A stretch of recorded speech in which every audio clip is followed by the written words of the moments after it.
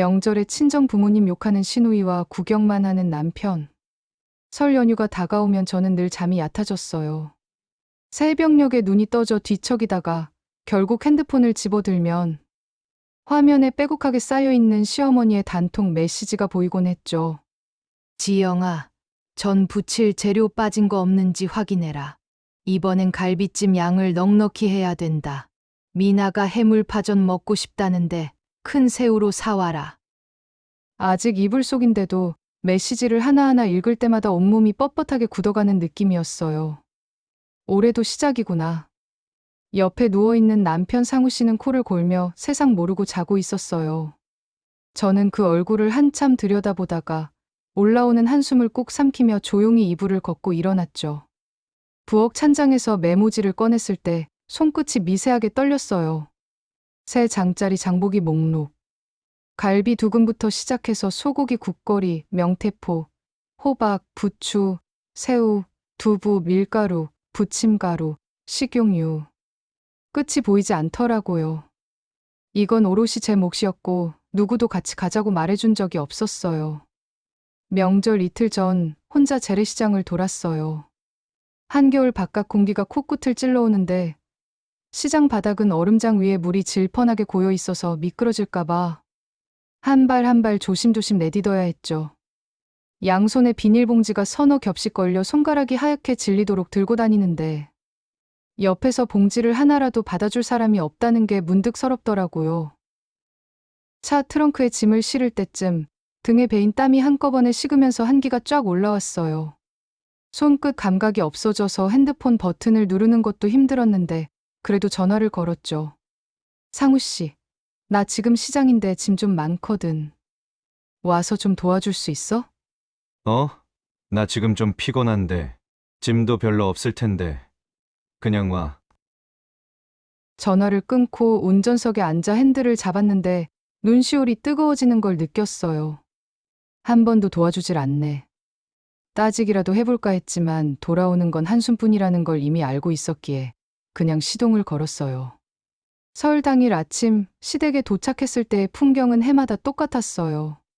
저는 양손 가득 장바구니와 반찬통을 들고 비틀거리며 걸었고 상우 씨는 빈손에 핸드폰만 쥔 채 뒤따라 들어왔죠. 한쪽 팔이라도 빌려주면 좋겠다는 말, 입 안에서 맴돌다 삼켰어요. 현관문을 열고 안을 들여다보니 시어머니께서 거실 소파, 정중앙에 기대 앉아 리모컨을 쥔 채 TV를 보고 계셨어요. 돌아보지도 않으시고 말씀하시더라고요. 왔어. 늦었네. 빨리 짐 풀고 시작해라. 할 게 산더미야. 네, 어머니. 금방 시작할게요. 상우야, 밥은 먹고 왔냐? 엄마가 떡국 끓여놨다. 먼저 먹어. 진짜 배고팠는데 잘 됐네. 상우 씨는 아무렇지도 않게 소파에 털썩 앉으며 시어머니가 내미는 떡국을 받아들었죠. 저는 무거운 짐을 질질 끌고 부엌으로 향했어요. 아무도 제게 밥을 먹었냐고 묻지 않았고 사실 저는 아침을 거른 채였거든요. 앞치마 끈을 허리 뒤로 돌려 묶는 순간 긴 하루가 시작되었어요. 조리대 위에 쌓인 재료 봉지들의 높이가 제 어깨까지 올 정도였는데 이걸 언제 다 손질하나 싶어 아찔하더라고요. 하지만 멍하니 서 있을 시간 따위는 없었죠.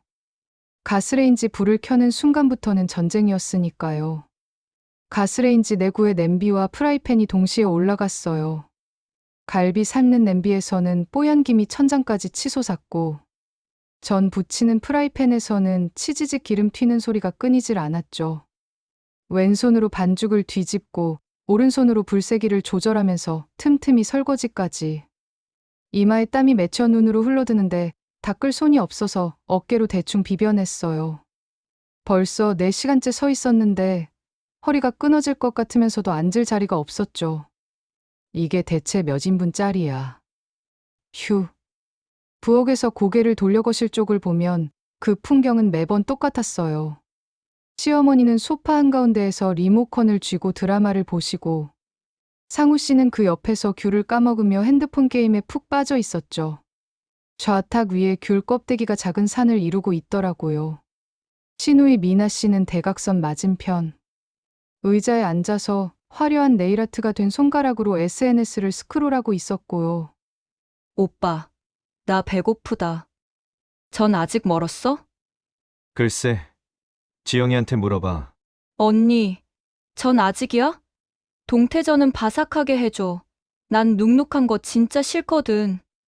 거실에서 불쑥 날아온 그 말에 뜨거운 기름 앞에서 이를 꽉 물었어요. 미나 씨는 올 때마다 손가락 하나 까딱하지 않으면서 주문만 하는 사람이었거든요. 작년에는 잡채 당면 좀 더 쫄깃하게 해주면 안 돼였고, 재작년에는 나물 양념이 좀 싱겁지 않아였죠. 대답 대신 동태전을 뒤집었어요. 치지직, 기름이 손등에 튀었는데 따끔한 것도 잠시 그냥 참았죠. 저 빨갛게 달아오른 손등에 시선이 가도 미안하다고 말해줄 사람은 이 부엌에 저 혼자뿐이었으니까요. 전이 어느 정도 완성돼서 큰 접시에 수북이 쌓아 올려놓았을 때 미나 씨가 다가오더니 핸드폰을 꺼냈어요. 와, 맛있겠다. 잠깐, 사진 먼저 찍을게. 이리저리 각도를 잡고 음식 사진을 찍고 거기에 본인 얼굴까지 넣어서 셀카를 찍기 시작하더라고요. 해시태그까지 달아서 SNS에 바로 올리는 모양이었죠. 이 음식을 만든 건 저인데 마치 본인이 차린 것처럼. 미나 씨, 사진 찍을 시간에 접시 좀 날라줄 수 있을까? 아, 나 내일 했는데 접시 들면 깨질까봐. 미안. 참았어요.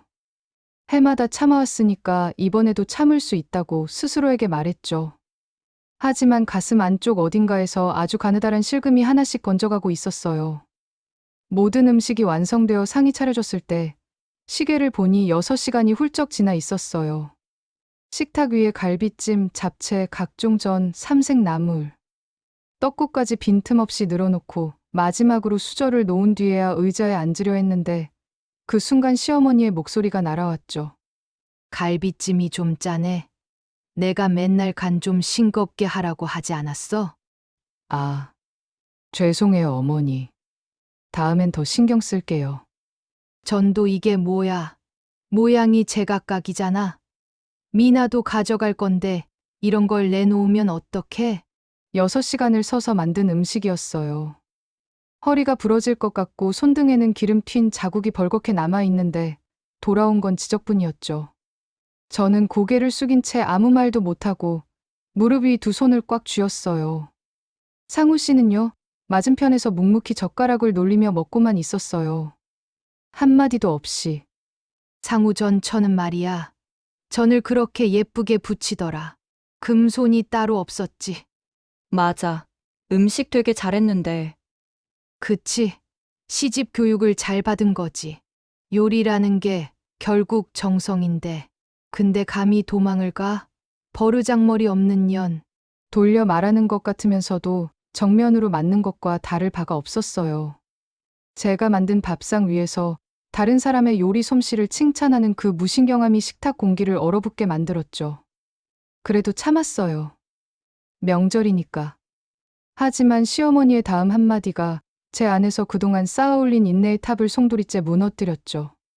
그러고 보니 지영이네 친정어머니는 딸 교육을 어떻게 시킨 거야? 시집 와서 이 정도 살림도 못하면 친정에서 대체 뭘 배운 거래? 뭐, 나만큼이라도 했으면. 그럼 널 누가 가르쳤는데? 그리고 친정어머니가 건강이 안 좋다며? 몸이 아픈 것도 그렇고 딸 하나 제대로 가르쳐서 시집 보내지도 못하고. 에휴. 순간 제 귀에서 모든 소리가 사라졌어요. 치즈직 기름 소리도, TV 소리도, 미나 씨의 웃음 소리도. 심장 뛰는 소리만 쿵쿵 울리는데 숟가락을 잡은 손이 부들부들 떨려서 떡국 국물이 흔들렸죠. 친정어머니. 지금 제 어머니를 모욕한 건가요? 오랫동안 투병 중이신 어머니, 아픈 몸으로도 제 시집 갈 때 밤새 울면서 이불을 지어주시던 어머니를 감히. 어머니, 지금 뭐라고 하신 거예요? 왜? 사실이잖아. 내가 거짓말이라도 했어? 제 어머니 얘기는 하지 말아주세요. 아이고, 말도 못하게 해. 사실을 사실이라고 하는 게 뭐가 어때서? 저는 상우 씨를 봤어요. 제발, 한마디만. 당신 아내의 친정 부모님을 모욕하는데 한마디만 해달라고. 눈으로 간절하게 보냈는데 상우 씨는 핸드폰 쪽으로 고개를 돌리고 있었어요. 듣지 못한 척. 아니, 듣고도 모른 척 하는 거죠. 상우 씨, 지금 어머니가 내 친정어머니한테 뭐라고 하셨는지 들었지? 어머니가 좀 그러신 거지 뭐. 너무 예민하게 굴지 마. 예민하게 군다고? 명절인데 분위기 좀 잡지 말라고. 어머니도 별 뜻 없이 하신 말씀인데 별 뜻 없이. 그 세 글자가 가슴에 대모처럼 박혔어요. 별 뜻 없이 남의 어머니를 모욕하고 별 뜻 없이 듣고 별 뜻 없이 넘기는 거군요. 프라이팬 앞에 서서 문득 깨달았어요. 이 집에서 제가 어떤 존재인지. 사람이 아니라 명절마다 불려와서 밥 해주고 욕먹고 치우고 돌아가는 기계. 저는 천천히 앞치마 끈에 손을 가져갔어요. 풀고 접고 조리대 위에 올려놓았죠. 그 동작이 어찌나 조용하고 단호했던지 거실에 있던 세 사람이 동시에 저를 쳐다봤어요. 뭐야, 왜 앞치마를 벗어? 아직 설거지도 안 했잖아. 어머니! 제 목소리가 달라진 걸 저도 느꼈어요. 그동안 내 어머니, 죄송해요, 어머니만 되풀이하던 그 얇은 목소리가 아니라 차갑고 흔들림 없는, 한 번도 꺼내본 적 없는 목소리였죠. 저 이 집에 며느리로 온 이후로 명절마다 여기 와서 제사 음식 준비하고 전 부치고 설거지하고 남은 반찬 나눠 싸고 청소까지 했어요. 그게 며느리가 할 일이지. 뭘 새삼스럽게. 아니요. 끝까지 들어주세요. 시어머니의 눈이 커졌어요. 한 번도 말대꾸를 한 적 없는 며느리가 처음으로 끝까지 들으세요라고 했으니까요. 미나 씨는 올 때마다 손가락 하나 까딱 안 하고 소파에 앉아서 주문만 하셨죠. 저는 바삭하게, 잡채는 쫄깃하게, 내일 했으니까 접시 못 든다고. 전 그 말 전부 다 듣고도 아무 소리 안 했어요. 어머머? 언니 지금 나한테 뭐라는 거야? 가만히 계세요. 아직 안 끝났으니까. 미나 씨의 입이 딱 닫혔어요. 난생 처음 보는 제 눈빛에 놀란 거겠죠. 저는 상우 씨를 똑바로 바라보며 말을 이었어요. 창우 씨, 당신은 매번 뭐 했어? 내가 시장에서 짐 들고 허리 끊어질 때 한 번도 도와주지 않았지? 내가 6시간 동안 부엌에 서 있을 때 귤 까면서 게임했지? 그리고 방금 당신 어머니가 내 친정어머니를 모욕하는데 예민하게 굴지 말라고 했잖아. 지영아, 진정 좀. 진정하라고? 내가 흥분해서 하는 말처럼 보여? 아니거든. 난 지금 이 집에서 처음으로 정신이 든 거야. 눈물이 흘렀어요. 그런데 그건 서러워서 흘리는 눈물이 아니었죠. 그동안 꾹꾹 눌러 담아두었던 것들이 한꺼번에 터져 나오는 뜨겁고 단단한 눈물이었어요. 어머니, 제 친정어머니요? 몸이 아프세요. 네. 그래도 그 아픈 몸으로 딸 시집 보낼 때 이불 지어주셨고, 명절마다 전화해서 시댁에서 힘들지 않냐. 우리 지영이 고생이 많다고 눈물 흘리시는 분이에요. 교육을 잘못 시켰다고요? 우리 어머니가 시킨 교육은요. 어디 가서 참고, 욕먹어도 웃고, 다른 사람 편하게 해주라는 거였어요. 그래서 제가 여기서 이 꼴이 된 거예요. 이것이 그 교육이 잘못된 거라면요. 네, 맞아요. 우리 어머니가 잘못 가르치신 거 맞습니다. 참을 필요 없는 걸 참으라고 하셨으니까. 근데 그건 우리 어머니 잘못이 아니에요. 참아야 할 환경을 만든 이 집 잘못이죠. 거실이 꽁꽁 얼어붙었어요. 시어머니는 입을 벌린 채 굳어버리셨고, 미나 씨는 핸드폰을 무릎에 떨어뜨린 채 움직이지 못하고 있었죠. 상우 씨가 소파에서 일어나 다가오려 했어요. 지영아, 일단 앉아서 얘기해. 다가오지 마. 방으로 걸어가 옷장에서 몰래 싸둔 가방을 꺼냈어요. 네, 미리 싸뒀죠. 올해도 어김없을 거라는 걸 이미 알고 있었으니까요. 다만 꺼낼 용기가 없었을 뿐인데 오늘 그 용기가 생긴 거예요. 캐리어 바퀴가 마루 위를 굴러가는 소리가 조용한 거실에 또르르 울렸을 때 뒤에서 다급한 발소리가 쏟아져 나왔어요. 지영아, 잠깐만 기다려봐. 야! 야!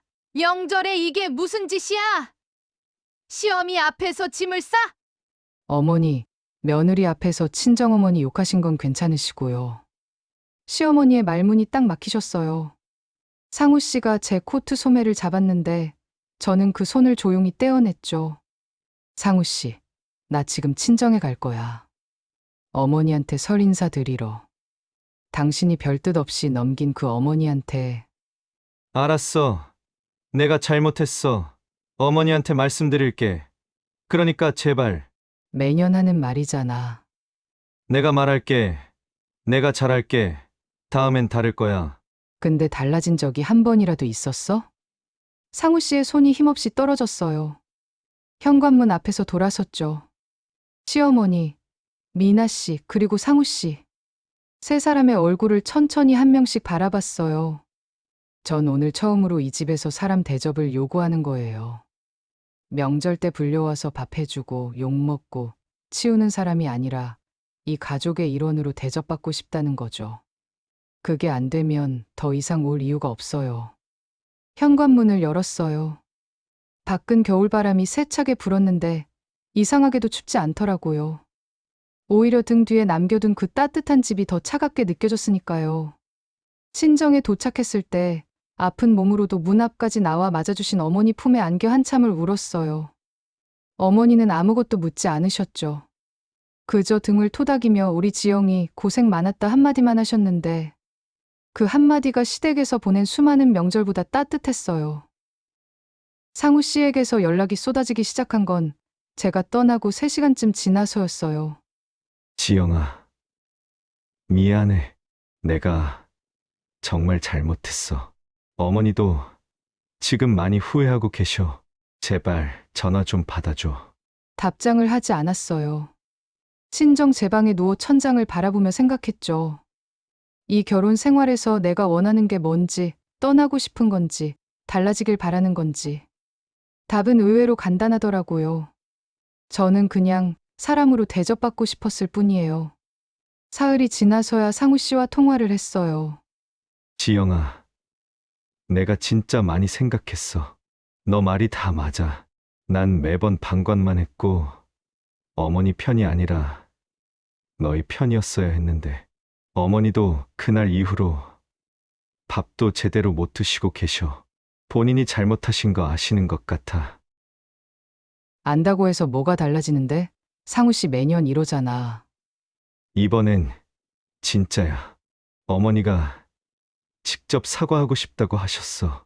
너한테도 장모님한테도. 한참을 침묵한 뒤 조건을 달았어요. 조건 있어. 첫째, 앞으로 명절 음식은 다 같이 준비하거나 그게 아니면 출장을 시키든 해. 나 혼자 하는 건 이제 없어. 둘째, 미나 씨도 똑같이 일해. 내일을 했든 뭘 했든 상관없어. 셋째, 다시 한 번이라도 우리 친정 이야기를 꺼내시면 그땐 진짜 끝이야. 이혼 서류 들고 갈 거야. 알겠어. 점 다 지킬게. 말로만 하면 안 돼, 상우 씨. 이번이 진짜 마지막 기회야.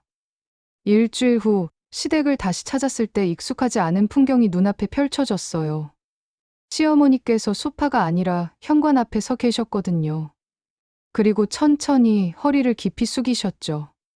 지영아, 시어미가 그동안 너한테 너무했다. 너 친정 어머니한테도. 정말 미안하다. 옆에 미나 씨도 서 있었어요.